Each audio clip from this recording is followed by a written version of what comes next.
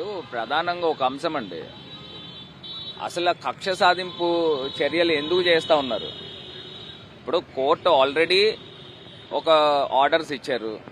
Orders ఇచ్చిన దాని మీద వీళ్ళు రివ్యూ పిటిషన్ వేసి అక్కడ ఉన్న సౌకర్యాలని తీసే కార్యక్రమం చేస్తూ ఉన్నారు. నేను అడుగుతా ఉన్నా, అసలు ఎందుకు ఇంత కక్ష సాధింపు? ఇప్పుడు పెద్దిరెడ్డి రామచంద్రారెడ్డి గారు అని అంటే చంద్రబాబు నాయుడు గారికి ఒక 40-50 సంవత్సరాల నుంచి ఆ వైరం ఉంది. ఆ వైరము కొడుకుని ఇబ్బంది పెడితే ఆయనకి చంద్రబాబు నాయుడు గారికి మనశ్శాంతి ఉంటుందా?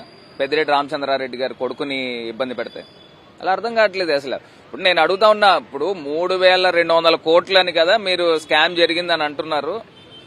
అసలు గవర్నమెంట్ ఎక్స్చెక్కర్ కి నష్టం ఎక్కడ వచ్చిందో అర్థం కావట్లా. నాకు ఇప్పటికీ ఆశ్చర్యం అనిపిస్తుంది. ఇప్పుడు చంద్రబాబు నాయుడు గారు 2019లో దిగిపోయే టైంకి 18,000 కోట్ల రూపాయలు గవర్నమెంట్ కి సేల్స్ ఉండేది. జగన్మోహన్ రెడ్డి గారు టెన్యూర్ కంప్లీట్ అయ్యేసరికి 25,000 కోట్ల రూపాయలు సేల్స్ పెరిగింది.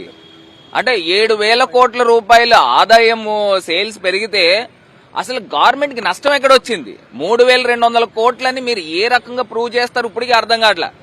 ఏ డిస్టిలరీ వాళ్ళు కంప్లైంట్ పెట్టారు, జగన్మోహన్ రెడ్డి గారు ప్రభుత్వంలో లంచాలు ఇచ్చారని కానీ లేకపోతే ఇంకోటి చేశారని కానీ ఎవరు ఇచ్చారు?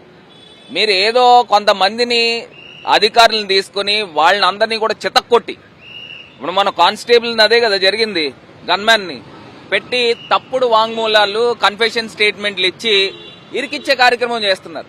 ఇవాళ గవర్నమెంట్ కి ఆదాయం వచ్చిందా రాలేదా చంద్రబాబు నాయుడు గారి ప్రభుత్వం మీద? అసలు ఎక్కడ నష్టం జరిగింది? 3,200 కోట్ల రూపాయలు మీరు ఎట్లా ప్రూవ్ చేస్తారు? ఇవన్నీ ప్రశ్నలు. ఇవాళ ఆయన మిథున్ రెడ్డి గారు భార్య వాళ్ళ పిల్లలు వచ్చినప్పుడు కూడా దాన్ని కూడా ఏదో రకంగా ఆపే కార్యక్రమం చేస్తూ ఉన్నారు. నిన్న కోర్టు నుంచి తెచ్చుకునే కార్యక్రమం చేశారు.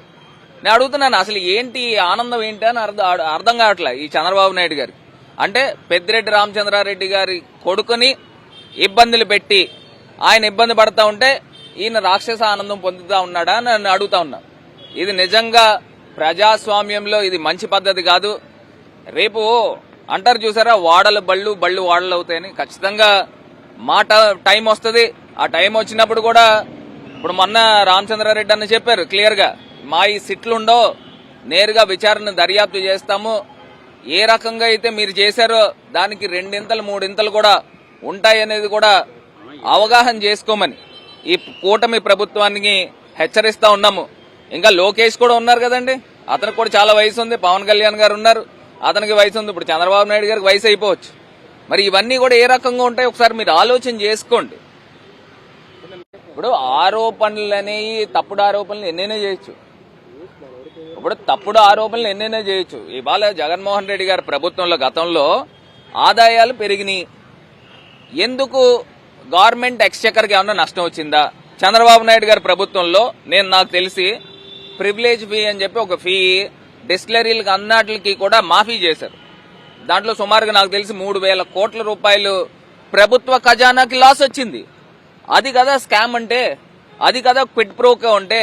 ఇక్కడ ప్రభుత్వ ఖజానాకు లాస్ లేదు, ఇంకా ఆదాయం 7,000 కోట్ల రూపాయలు అప్పటికి ఇప్పటికి వ్యత్యాసం కనబడతా ఉంది.